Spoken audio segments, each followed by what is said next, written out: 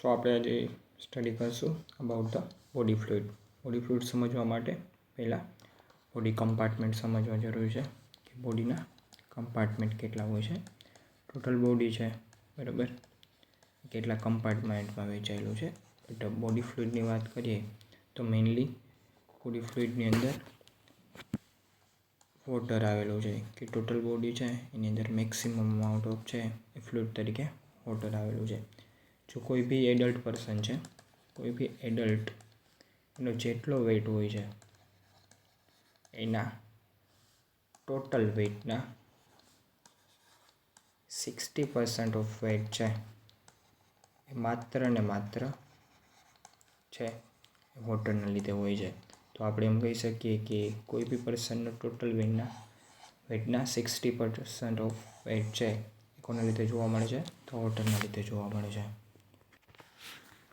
Example સાથે વાત કરીએ તો ફોર એક્ઝામ્પલ કોઈ એડલ્ટ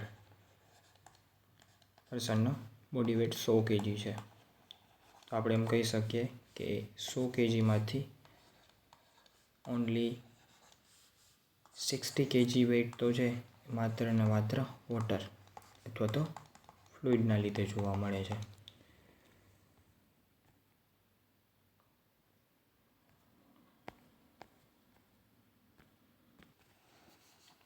ઓકે, સો આગળ વાત કરીએ બીજું કમ્પાર્ટમેન્ટની. ટોટલ બોડી છે, ફ્લુઇડ આવેલું છે. ફ્લુઇડ છે એ જનરલી મેઇન 2 કમ્પાર્ટમેન્ટમાં ડિવાઈડ થશે. First one extra cellular compartment અને સેકન્ડ વન કહી શકીએ intra cellular compartment. First thing આપણે વાત કરીએ ઇન્ટ્રા સેલ્યુલર કમ્પાર્ટમેન્ટની. એવો કમ્પાર્ટમેન્ટ અથવા તો એની અંદર આવેલું ફ્લુઇડ, તો આપણે એમ કહી શકીએ એવા ફ્લુઇડને ઇન્ટ્રા સેલ્યુલર ફ્લુઇડ. તો એવું fluid for example let's is a cell. So એવું ફ્લુઇડ જે સેલની વચ્ચે આવેલું હોય, સેલની વચ્ચે આવેલું ફ્લુઇડ છે તો આપણે એને ઇન્ટ્રાસેલ્યુલર ફ્લુઇડ કહી શકીએ.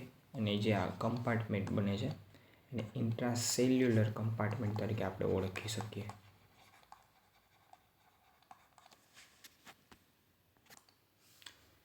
બીજા કમ્પાર્ટમેન્ટની વાત કરીએ તો એક્સ્ટ્રા સેલ્યુલર કમ્પાર્ટમેન્ટ. તો એવો કમ્પાર્ટમેન્ટ જે આઉટસાઇડ ધ સેલ આવેલો છે, મતલબ એમ કહી શકીએ કે સેલની બહાર આવેલો આઉટસાઇડ ધ સેલ આવેલું જે કમ્પાર્ટમેન્ટ છે તો એને એક્સ્ટ્રા સેલ્યુલર કમ્પાર્ટમેન્ટ કહી શકાય.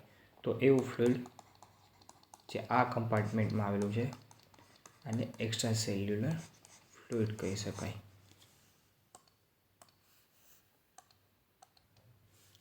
સો બે કમ્પાર્ટમેન્ટ હતા અથવા તો બે ફ્લુઇડ હતા.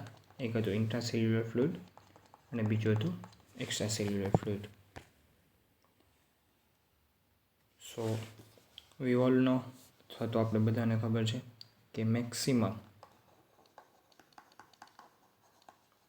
આપણું બોડી છે શેનું બનેલું છે?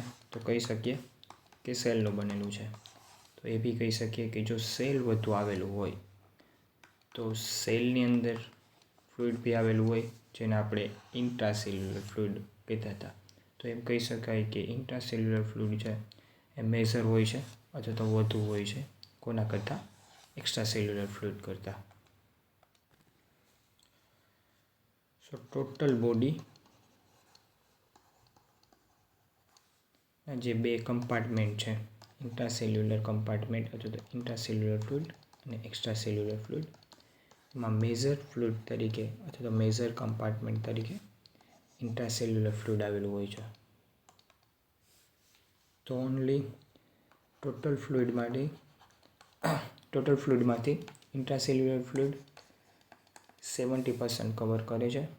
બાકી રહેલું 30% જે ફ્લુઇડ કવર થાય છે એક્સ્ટ્રા સેલ્યુલર ફ્લુઇડની અંદર. ઇન્ટ્રાસેલ્યુલર તો એવું ફ્લુઇડ જે વિથિન ધ સેલ આવેલું હોય અને એક્સ્ટ્રા સેલ્યુલર ફ્લુઇડ જે આઉટસાઇડ ધ સેલ આવેલું હોય.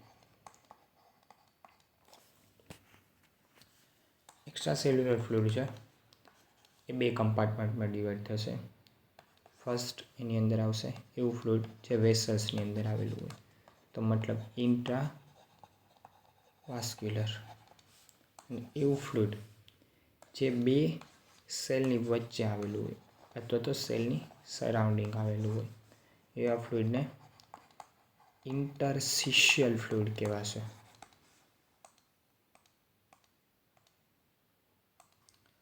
આપણે પહેલાં એવું કીધું હતું કે એક્સ્ટ્રા સેલ્યુલર ફ્લુઇડ છે એ 30% કવર કરે છે.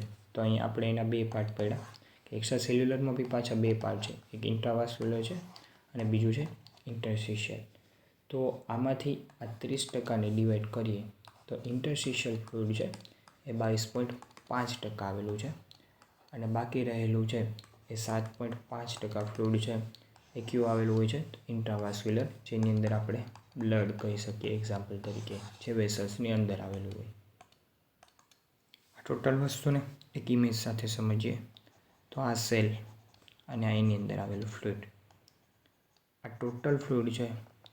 આ ફ્લુઇડને આપણે ઇન્ટ્રાસેલ્યુલર ફ્લુઇડ તરીકે કહી શકીએ, જે પર્પલ કલરે બતાવેલું છે. આ ફ્લુઇડને ઇન્ટ્રાસેલ્યુલર ફ્લુઇડ કહી શકાય. Okay, second one fluid compartment હતો એક્સ્ટ્રા સેલ્યુલર. સો આ વેસલ્સ છે, તો આ વેસલ્સની અંદર જે ગ્રીન કલરે બતાવું છું, આ બધું ફ્લુઇડ છે એક્સ્ટ્રા સેલ્યુલર ફ્લુઇડ કહી શકાય, જેને આપણે નામ આપેલું હતું ઇન્ટ્રાવાસ્ક્યુલર ફ્લુઇડ બી. અને બીજું ફ્લુઇડ જે સેલની સરાઉન્ડિંગ 2 સેલની વચ્ચે આવેલું હોય, આ બધું ફ્લુઇડ છે બરાબર, એને આપણે ઇન્ટરસ્ટિશિયલ ફ્લુઇડ તરીકે ઓળખી શકીએ.